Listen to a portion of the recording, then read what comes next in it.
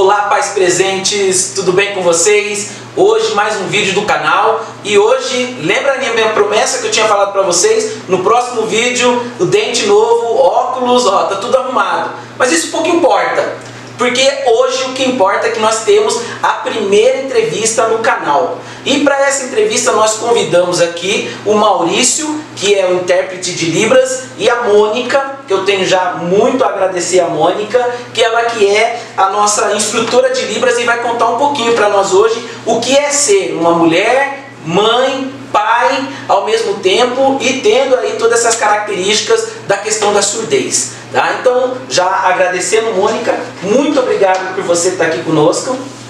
De nada. E a gente vai conversar aqui algumas coisas, né, a sua experiência, a experiência dessa questão aí de criar filhos e também falar um pouquinho da sua vida. Então, acho que seria bom você falar, né, explicar para nós a questão de a sua experiência de pessoa, de vida aqui.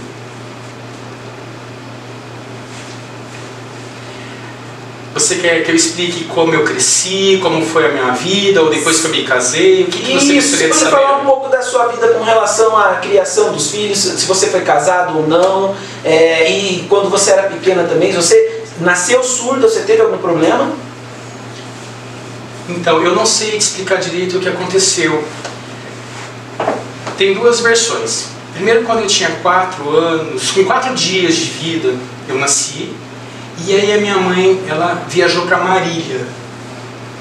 Então lá estava muito frio, muito frio. E minha mãe viajou e disse que eu fiquei descoberta e aquele vento batia nos meus ouvidos. Eu chorei muito, muito, muito com dor no ouvido.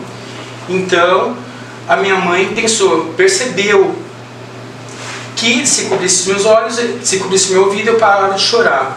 Fizeram então um remédio. Minha mãe pediu por favor, me deu aquele remédio, pingou 2 gotas só. Na terceira gota, disse que a terceira gota escorreu. Já no outro ouvido não, pingou certinho as 3 gotas. Então, um ouvido eu tenho uma perda maior e no outro eu consigo escutar um pouco melhor. A segunda história também que me contaram. Quando eu nasci, eu também tenho um sobrinho surdo. Então, pode ser que tenha que ter feito uma pesquisa genética, saber sobre a minha genealogia, sobre a minha identidade dentro da minha família, porque também existe casos de primos surdos na minha família. Então eu não sei qual é a versão, se é a medicação que foi errada ou se isso é genético. Mas eu sou feliz do meu jeito, muito sorridente. Você sente? É a simpatia em pessoa. A gente estava conversando antes do vídeo aqui, fazendo um pouquinho do preparo, e eu já adorei ela logo de cara, porque eu sou sorridente, eu sou pra cima, e ela com ou sem surdez também é das minhas. Adorei. Mas aí, me fala um pouco mais, depois dessa sua infância, você descobriu, e como que foi a sua infância, o seu desenvolvimento com relação à questão da surdez? Então minha mãe percebeu que eu tinha perda auditiva. E minha mãe foi em vários médicos. E os médicos falavam, não, deixa pra lá, não é nada.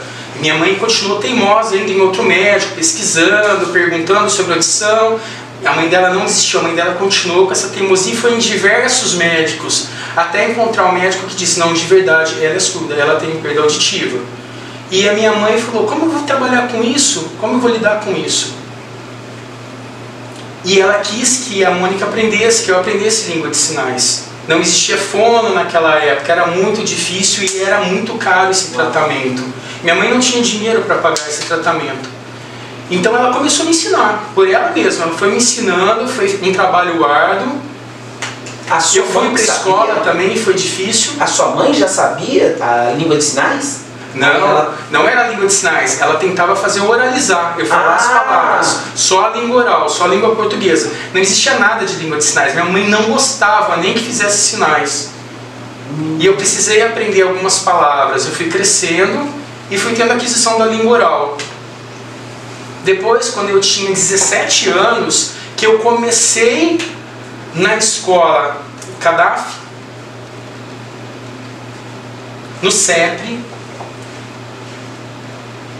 era outro nome, desculpa, não me lembro direito o nome. Eu fui naquela escola e quando eu cheguei lá, vi todo mundo se comunicando em língua de sinais. E eu achei aquilo maravilhoso, fiquei admirada e eu gostei muito daquilo, daquela sensação. Eu achei muito legal, porque até então eu não tinha aprendido língua de sinais. E foi lá que eu tive essa iniciação na língua de sinais. Minha mãe ficou muito brava, minha mãe não gostou daquela expectativa que eu tinha. E eu perguntei, por que você não quer que eu aprenda a língua de sinais? E minha mãe falou, eu não quero. E eu dizia, calma mãe, você sempre me ensinou as palavras. Você não pode dizer, eu não quero, eu não vou brigar com você por causa disso. Mas eu quero que você me explique, por que você não quer? E minha mãe pensou, ficou refletindo. Aí minha mãe veio e me disse, eu tenho medo do quê? Eu tenho medo de que todo esse trabalho, esse esforço que eu fiz desde a sua infância para que você tivesse a aquisição da língua oral, que você agora, por causa da língua de sinais, você perdesse, você esquecesse as palavras da língua portuguesa. Você diminuísse sua capacidade de falar e só pensasse em sinais. E eu disse para ela, não mãe, não. Eu vivo no mundo, em dois mundos diferentes. Eu vivo no mundo dos ouvintes e também no mundo dos surdos. Em um eu me comunico com a língua oral e no outro eu me comunico com a língua de sinais. Não tem problema. Minha mãe ficou um pouco incomodada e aos poucos ela foi acostumando com a ideia. É interessante isso que você está aqui falando para nós, né, verbalizando, porque na verdade não fala verbalizar, né? Desculpa, é verbalizar quando a gente, como que o surdo... Oralizar. Oralizar. Certo, é oralizar. E porque essas ansiedades de pais e mães é grande. E cada um, eu acredito que na época da sua mãe, no ano passado, não era como hoje, né? E tinha muito mais dificuldade. O meu filho, ele nasceu com pitose, que é um probleminha na pálpebra do olho. E foi a mesma coisa, eu entrei na internet, comecei a ler, a pesquisar, e vem um sentimento, né? Eu imagino a sua mãe, né? Ela ensinando, você ali com essa dificuldade, e ela depois falou, nossa, às vezes até um sentimento de perda, uma situação diferente, né? E eu imagino que foi muito difícil para sua mãe naquele momento. Para os pais que estão nos assistindo, que tem alguma experiência, depois vocês podem até colocar no canal lá, mas existem várias situações, então é muito importante esse exemplo que você está falando aí, que você está oralizando para nós. Mas aí depois você teve a sua vida adulta, né, e seguiu normalmente. Eu namorei, casei. Namorou, casou. Eu fiquei sabendo que o seu ex-marido ele também era surdo? Era surdo profundo. Surdo profundo. E aí você teve filhos? Eu tive 2 filhas. Quantos anos elas têm hoje? Quantos anos hoje? 25 e 28. Bom, eu acredito que elas estão maiores que eu já, né? Bem maiores. Você também não é muito grande não, eu vi aqui na nossa altura. Mas aí assim, a gente ficou sabendo a situação, só que o casamento de vocês não durou muito tempo. E aí como que foi essa história de criar 2 meninas e o pai era ausente, era presente? Quando a gente se separou, não foi fácil, foi bem difícil. Eu tinha 2 filhas e elas eram o principal, o mais importante para mim. O casamento já não era o mais importante, sim as filhas. E eu agarrei essa responsabilidade para mim, sim. Eu não posso dizer que eu criei sozinho, eu tive muito o apoio de minha mãe e de meu pai. Eles me apoiaram muito. Eu também tenho 2 irmãos também que foram um apoio para mim. Mas o pai delas, depois que a gente se separou, ele nunca foi presente na vida das minhas filhas. Não posso dizer que ele foi presente. Você sabe que eu estava conversando com a nossa diretora Andressa antes, a gente estava fazendo a pauta, e ela deu um exemplo de que onde ela mora existe lá um vizinho de que ele tem a guarda das crianças. Mas é muito raro, né? A grande, não vou falar na totalidade, mas 99%, 91% dos casais que se separam a guarda das mulheres. Mas é muito difícil, né? É muito raro de acontecer isso. E aí, assim, no seu caso, quando houve a separação, quais foram as suas dificuldades, a questão de criar essas crianças sem a presença do pai? Como que foi para você administrar essa situação?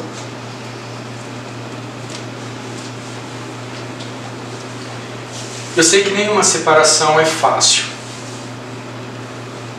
Mas com esforço, eu acredito que Deus me ajudou, me deu força para eu prosseguir e para eu conseguir cuidar, porque eu tenho muito a agradecer à minha família.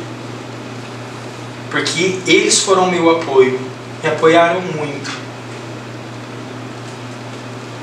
Então eu cuidei sim dos meus filhos. Muito pequenininho, com 1 aninho de idade, você faz ideia da dificuldade que foi? Muito pequena, eu não tinha experiência, eu não sabia nada da criação de filhos. Já com 3 anos, eu me lembro de muitas coisas. Eu não senti ódio, eu não senti depressão. Depois da minha separação, não falava mal do seu pai, eu não ficava fazendo alienação parental. Não tinha problema. Eu queria somente que elas crescessem em paz. Mas se o pai não cuidava, o pai não queria saber delas, o problema era dele, não era um problema meu. Eu falava, você está desprezando as suas filhas, você toma cuidado, porque elas vão crescer. E no futuro elas vão também te desprezar. E ele dizia, nada, imagina, são crianças, elas não entendem nada. E eu falava, toma cuidado. E eu sempre cuidei, minha família me apoiando. Também minha irmã, que é pedagoga, ela me apoiou, também escolheu uma escola boa para as minhas filhas estudarem. Minha irmã também explicava, falava, elas têm um pai e a mãe que são separados. Ela fez esse suporte lá na escola. Por favor, dê uma atenção especial. E essa escola acolheu as minhas filhas. Eu não tive problema nenhum. Eu pensava na pequenininha. Quando encaminhava ela para a escola, eu achava que ela ia chorar, que ela não ia gostar. E ela falava, tchau mãe, ia embora, dava um beijo e ia. Eu que ficava triste de ver. Parece que elas não se importavam, elas gostavam mais de ir para a escola. Mas no fundo eu ficava feliz. Porque era um jeito bom, eu percebia que as duas iam, eu ficava admirado e aquilo me aliviava. E eu podia ir trabalhar então, em paz, tranquilo. Elas estavam desenvolvendo, né? Sim, sim. E a vida segue, a vida continua. Eu precisava superar, eu precisava ter uma vida, progredir na minha vida também. Eu precisava cuidar, eu precisava voltar a estudar, eu sabia que minhas filhas iam voltar para casa, eu ia ter que brincar com elas, eu ia ter que conversar, eu ia ter que passear, uma vida normal. Mas as pessoas sempre perguntavam para mim, como você sendo surdo e você tendo suas filhas que falam? Eu dizia, calma, elas olham na TV, elas veem imagens. A minha família também fala com elas, então elas têm aquisição da língua oral também. Na escola os amigos falam, fazem uso da língua oral. Não é só a língua de sinais o tempo inteiro. Elas aprenderam também a língua de sinais pela exposição, pela comunicação que elas tinham comigo. Isso é muito importante. Você que está nos assistindo, é óbvio que ninguém vai se meter no casamento alheio.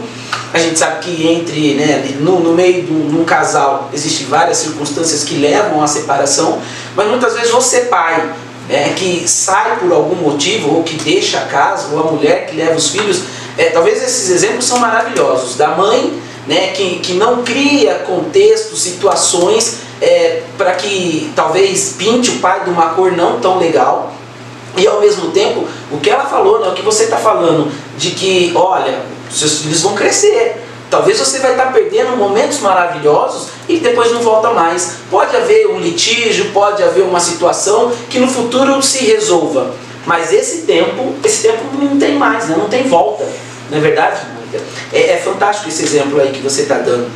E assim, assim com relação e tem uma situação assim mais clara ou exponencial assim com relação à ausência do pai, assuntos masculinos, como que você tratava?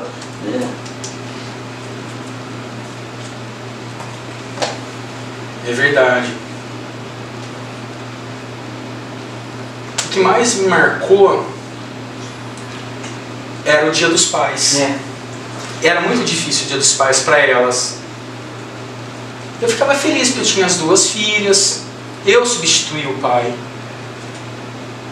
Mas a minha filha mais velha, ela escolheu o meu irmão, o tio dela. Tinha a figura do meu cunhado, na verdade não era meu irmão, meu cunhado. Ela escolheu o meu cunhado para substituir a presença paterna. E já a mais nova escolheu o meu irmão. Cada uma tinha uma figura masculina. Porque na festa do Dia dos Pais, ela sempre chamava ou o meu cunhado ou chamava o meu irmão. Porque o pai, elas convidavam. Eu falava, convida o seu pai. Ah, mas ele não liga pra gente. E eu dizia, não, convida o seu pai, isso é importante. Ok, elas iam, mandavam o convitinho, e o pai sempre falava, eu não posso nesse horário, eu estou ocupado, não dá. Sempre tinha uma desculpa. Mas esse era um momento difícil, o Dia dos Pais. É uma situação. Tanto é que hoje em dia a gente vê várias escolas que não tem mais Dia da Mãe, Dia dos Pais, tem Dia da Família. E eu, no meu primeiro vídeo, eu sempre frisei isso, né? Você que é pai, mãe, tio, tia, avô, avó. Porque hoje em dia a família é feita de diversas formas, né? Com pais separados, com pais presentes ou mais ausentes. Então, porque eu tive essa situação também, eu tinha um avô, o avô paterno, que eu me espelhava um pouco, mas eu não sei se você já ouviu a expressão pai, né? Na verdade, se você já leu, já teve conhecimento, né? Que é mãe e pai ao mesmo tempo. A minha mãe foi muito mãe e pai, mas no passado muito mais do que hoje tinha essa questão do Dia dos Pais, né? Presente, uma presença masculinizada, né? Que a gente sabe que nem sempre é necessária ali para diversos assuntos, mas né, mais ou menos as suas filhas passaram por isso, e você explicou aqui a questão do avô e do tio, né, de estar suprindo essa situação. Você teve alguma situação de dificuldade, assim, das pessoas terem alguma descrença na sua capacidade de criar as meninas por conta da sua condição, da sua situação de ser surda?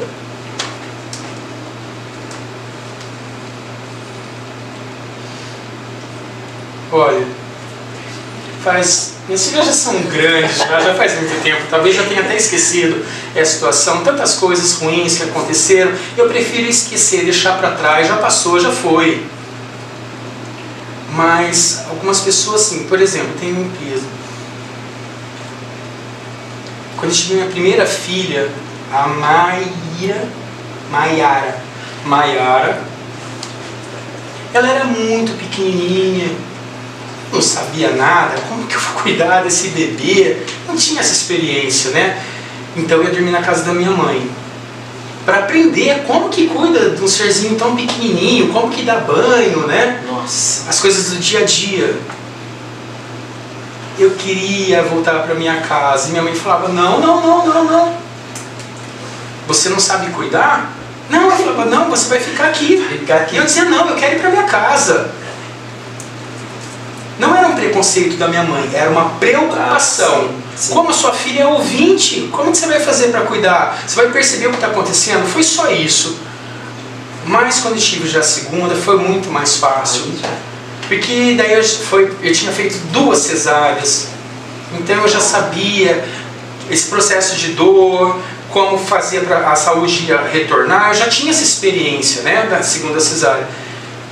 E as pessoas perguntavam, mas como? Minha mãe me proibiu no primeiro, depois eu aprendi, me explicou certinho. Ela tinha uma preocupação da minha filha ser ouvinte, e com o tempo as coisas foram se acalmando, e aí sim eu fui para minha casa. Mas eu lembro que o primeiro dia foi muito difícil, sozinha, só eu e minha filha. Meu marido surdo, profundo, mas eu consegui. Ah, que bom. Muito bem, Mônica, e assim, depois de todos esses exemplos maravilhosos, tudo que você discorreu para nós aqui, seria interessante assim, para toda a nossa audiência que está vendo agora, qual seria o seu conselho para que assim, os pais que recebem o diagnóstico de que o filho nasceu surdo ou que adquiriu alguma situação que levou ele à surdez? Qual é o conselho que você poderia dar para os pais que nos assistem agora? Primeira coisa, aceite o seu filho. Verdade. Ótimo. É a coisa mais importante. A segunda coisa, trate igual o filho ouvinte, da mesma forma, com muito amor, você brinca com a criança também, da mesma forma, o mesmo cuidado que você tem com o filho ouvinte. Se você sentir, é pouca diferença de um bebê ouvinte. Ele é surdo? Sim. Comece mostrando coisas para ele. E cada coisa tem um sinal. O pai e a mãe também precisam aprender língua de sinais. E a criança vai se desenvolver. Ela vai crescer normalmente, vai ter aquisição de conhecimento. Se você só falar com ela, ela não vai entender. O desenvolvimento vai ser muito mais demorado. mas também o pai e a mãe tem que se fazer cirurgia do implante coclear, logo que fica sabendo que a criança... Isso é importante? Isso. Olha, eu acho que depende. Eu tenho uma opinião pessoal em relação à cirurgia do implante coclear. Se implanta quando é bem bebezinho, pode funcionar, porque ele vai aprender, o cérebro dele vai codificar as palavras e ele vai ser capaz de entender o significado das palavras. Pode dar certo, pode funcionar, mas também existe a possibilidade da cirurgia não dar certo. A gente sabe disso.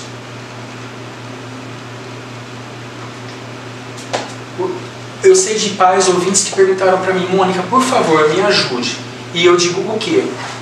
Eu queria muito que a minha filha fizesse um implante coclear, a cirurgia. Ela já tem 17 anos de idade. Você perguntou para ela se ela quer? Você não pode obrigar a sua filha a fazer essa cirurgia. Eu ainda não perguntei, foi o que me responderam. Então, pediu para que eu fosse lá e conversasse. Olha, a sua mãe, seu pai, eles gostariam que você fizesse uma cirurgia. E na hora, o surdo começou a reclamar, dizendo: não, eu não vou fazer, eu não quero, eu não gosto, nem penso nisso. Eu disse: calma. E chamei os pais e disse: vocês precisam respeitar a opinião do seu filho. A vontade dele, né? O que é importante para vocês? É importante que agora vocês aprendam a língua de sinais e saibam se comunicar com seu filho. E vocês aceitam isso? A sua filha ficou muito brava, ela não quer, ela odeia a ideia do implante coclear. Eu vou dar um exemplo para você. Por exemplo, se você, que é ouvinte, ouço normal, você cresce escutando. Aí por alguma doença você tem a perda da audição. Você fizer uma cirurgia, você pode voltar a ouvir, vai funcionar o implante coclear. Sim. Porque o seu cérebro está acostumado com a linguagem oral, com os sons. já sou. Você já está acostumado. Agora, se uma pessoa surda já é adulto, já tem 40 anos e fala: eu vou fazer a cirurgia do implante coclear, desculpa, mas isso não vai funcionar, porque o cérebro está acostumado com o silêncio. É igual se você desliga o som.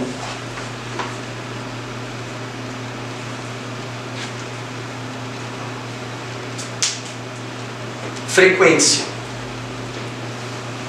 Quando o som não está sendo bem codificado, você está escutando um rádio ligado, mas não está na frequência correta, você vai lá e desliga, porque aquilo te incomoda. É a mesma coisa quando colocam um implante coclear dentro do cérebro. É como se fosse uma frequência fora e aquilo te causa irritabilidade. Muitas vezes os surdos dizem que sentem até dor de cabeça. Vai ficar irritado, não tem como. Então eu explico sempre: se for um bebezinho, eu acho que pode funcionar. Se já for uma criança maior, eu recomendo que não faça. Mas é o meu conceito, minha opinião pessoal. Bom, é óbvio que a gente sempre falando de implante, para procurar os médicos, vai ter os conceitos, né, as informações, isso é de suma importância. Ela está dando um pouco da experiência dela e da opinião, como ela frisou, da opinião particular dela. Mas isso é de suma importância que comece desde cedo, então, procurando. E assim, eu estou triste porque daria para ficar aqui um tempo inteiro falando com você. É muito agradável a sua presença, as suas informações é de altíssima qualidade, mas a gente precisa terminar a entrevista. Então eu já gostaria de deixar aí, você que gostou, deixe o seu comentário, coloque as suas opiniões, a sua experiência. E se vocês quiserem, a gente chama ela, a gente tem mais material de repente para estar gravando, porque é um assunto que vai longe, né? E ela é uma querida aqui que a gente pode ficar conversando. Bom, gostaria então de agradecer a Mônica por ter, né, mais uma vez aqui aceitado o nosso convite, ao próprio Maurício que está aqui e foi uma das pessoas que fez com que houvesse essa possibilidade. Nós entramos em contato com ele e ele que conseguiu a Mônica para estar aqui no dia de hoje. Meu muito obrigado mais uma vez. Esteja sempre à vontade aqui para o nosso canal, se você quiser deixar alguma notícia, informação aqui que nós vamos estar divulgando para eles. E vocês, meus queridos pais presentes, perceberam que é muito amor, muita família envolvida, Eu acredito que informações que no passado, no tempo da Mônica, no meu tempo, nós não tínhamos, e hoje a gente tem a internet aí para tanta coisa. Então, informação, não ter o preconceito, ter o entendimento e o que ela falou. O mais importante, o amor, para que nós possamos lidar com todas essas informações. Tá? Bom, mais uma vez, meu nome é Daniel, eu sou um dos pais presentes do canal, o André está lá produzindo, é o outro pai presente, e assim, adorei essa entrevista e agradeço pela participação, tanto da Mônica aqui, do Maurício e de vocês do outro lado da tela. Um beijo, fiquem com Deus e até o próximo vídeo do canal. Tchau, tchau!